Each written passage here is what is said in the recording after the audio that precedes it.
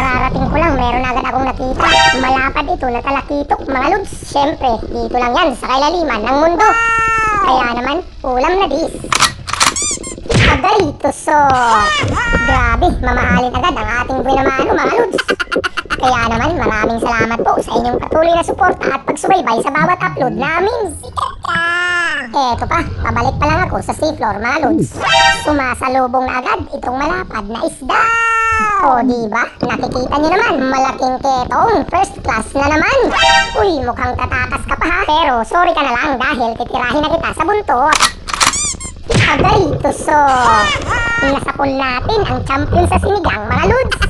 Talaga namang napakaganda ng spot na ating nalubugan ngayong gabi. Kaya naman, ang mahiwagang swat out mula dito sa kailaliman ng mundo ay para sa'yo.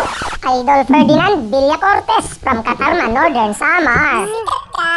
Eto pa, naligaw naman ako mga lods dito sa mga nagagandahang corals. Tapos itong isa sa harapan natin may laman na isda. Isang napakagandang lepti pa nga. Agarito so. Walang mintis talaga mga lods. Pag magaganda ang corals, maraming isda. Kaya naman, huwag kayong bumitaw mga lods. Kasi naman, marami pang masasarap na isda ang inyong matutunghayan ngayong gabi. Eto pa, nagpatuloy pa nga ako sa pag-explore dito sa kailaliman ng mundo, mga lods. Tapos, nakita ko naman itong napakalapad na pang-ihaw. Teka, ano naman ang nangyari sa iyo? Bakit parang hindi ka umabot sa lungga mo na bato? Eh di katapusan mo na ngayon?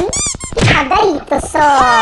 Ang napakalaking banggisan mga lods. Ang kagandahan, hindi na tayo pinahirapan sa pagsilip sa bawat butas.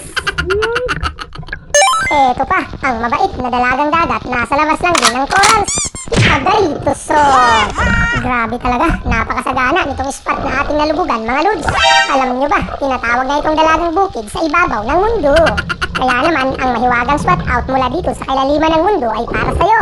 Idol Riza May Blanco, kasama ng kanyang asawang si Jameson at kanilang mga anak. Eto pa, narating ko naman mga lods, ang malawak na white sand dito sa kailaliman ng mundo. Aha, may nakatambay pa nga, malapad na snapper. Maganda naman ang blend niya sa buhangin, kaya akala niya hindi natin siya makikita. Agarito so. Mas lalong luminaw ang ating sabaw mga lods. Grabe, napakalakas niya, wag lang sana makabitaw. Eto pa, sa kalagitnaan ng aking paglubog mga lods, mayroon namang lumalangoy sa bandang unahan. O diba, nakikita nyo naman ang nakakatakot na barakuda. Pero syempre, hindi tayo takot dyan. Agarito so.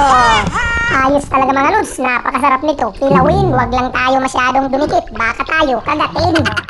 Eto pa, nabuntutan ko naman itong napakalaking pusit. Siyempre, ang ating paborito mga lods na mabait. Grabe, walang balak tumakbo. Agarito so. Lagot, lubat na ang ating flashlight mga lods. Ayun, mabuti na lang, false alarm ata.